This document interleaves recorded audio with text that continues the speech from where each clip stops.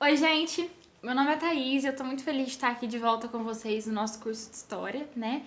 E hoje eu vou falar um pouquinho sobre Revolução Francesa. Outra coisa que eu quero avisar vocês é que eu vou dividir esse vídeo em duas partes, porque o assunto é um pouquinho extenso, então vão ter dois vídeos pra vocês verem. Bom, sobre a Revolução Francesa, a princípio vocês têm que lembrar de três coisas que são muito importantes. A primeira é que a Revolução Francesa, ela é totalmente inspirada pelo Iluminismo, né? Que é aquela corrente de pensamento do século das luzes, que pregava liberdade, igualdade e fraternidade, e tinha, assim, como alguns expoentes, o John Locke e o Voltaire. A segunda é que a Revolução Francesa, ela marca a transição da Idade Moderna para a Idade Contemporânea.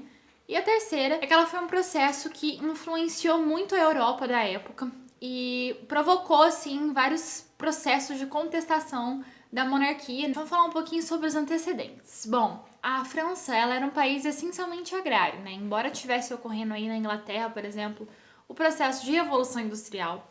Na França, o país ainda é muito dependente de um sistema meio que feudal, assim, um sistema bem voltado para a agricultura.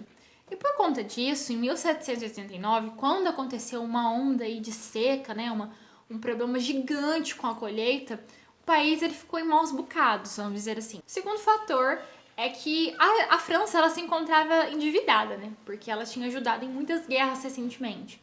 Primeiro tinha ajudado na Guerra dos Sete Anos, né, participado da Guerra dos Sete Anos, e tinha auxiliado também na Guerra de Independência dos Estados Unidos. E um outro motivo também é que enquanto a população estava completamente, assim, jogada às traças por causa desse monte de problema econômico, o clero e a nobreza estavam lá, desboando na lagoa, fazendo festinha, ó, tudo de boa.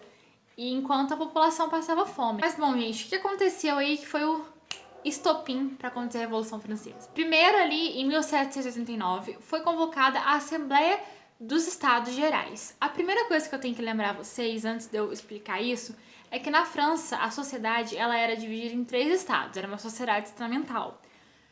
Primeiro estado, o clero. Segundo estado, nobreza. Terceiro estado era o povão, né? Camponeses, burgueses, sans-culottes, desempregados, era essa galera. E aí, quando teve essa assembleia, né, que foi entre os três estados, aconteceu uma coisa muito interessante.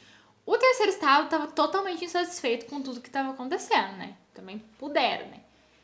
E eles fizeram algumas reivindicações. Só que aí o primeiro e o segundo estado, né, que estavam ali, ó, unidos, o que eles fizeram? Olha, nós vamos aqui fazer essa assembleia, só que os votos, eles não vão ser computados por indivíduo, porque o terceiro estado ele era muito numeroso, né? Se fosse por indivíduo, eles iam ganhar.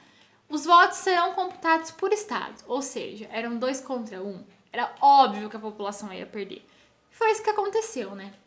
A população, além de não conseguir melhorar a situação econômica dela, ainda teve os seus impostos aumentados, enquanto o clero e a nobreza continuaram lá, ó, sem pagar imposto, uma coisa importante.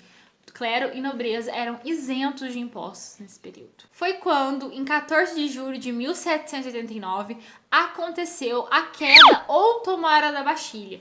O pessoal, assim, já revoltado com a situação que eles estavam, invadiram a prisão de Bastilha, quebraram tudo, puseram fogo. Tem registros que, assim, eles quebravam com as próprias mãos. Depois que isso aconteceu, a gente dá início à fase aí da monarquia constitucional. Foi um período em que foi um início ali da Revolução Francesa, então foi tudo muito brando, né? Mudaram o sistema político, não era mais uma monarquia absolutista, né? Virou uma monarquia constitucional. E uma coisa muito importante desse período é que teve a Declaração dos Direitos do Homem e do Cidadão, que é uma coisa que a gente leva em consideração até hoje, que foi realmente um documento muito importante, que foi ali digamos que um precursor, assim, um pouco rudimentar dos direitos humanos. A burguesia, ela era dividida em 2 grupos principais, os jacobinos e os girondinos, né? Os girondinos, eles eram a alta burguesia, e eles eram um grupo político ali mais moderado. E o segundo grupo era dos jacobinos, que eles eram uma porra louca, né? Era um negócio mais assim, não, vamos pra cima, vamos acabar com isso aí, tá tudo errado. Eu vou deixar a segunda parte aqui sobre a Revolução Francesa, sobre a Convenção Nacional, terror e o diretório para o segundo vídeo, né? Então eu espero que vocês tenham gostado e vamos lá pro próximo vídeo para vocês continuarem vendo o conteúdo.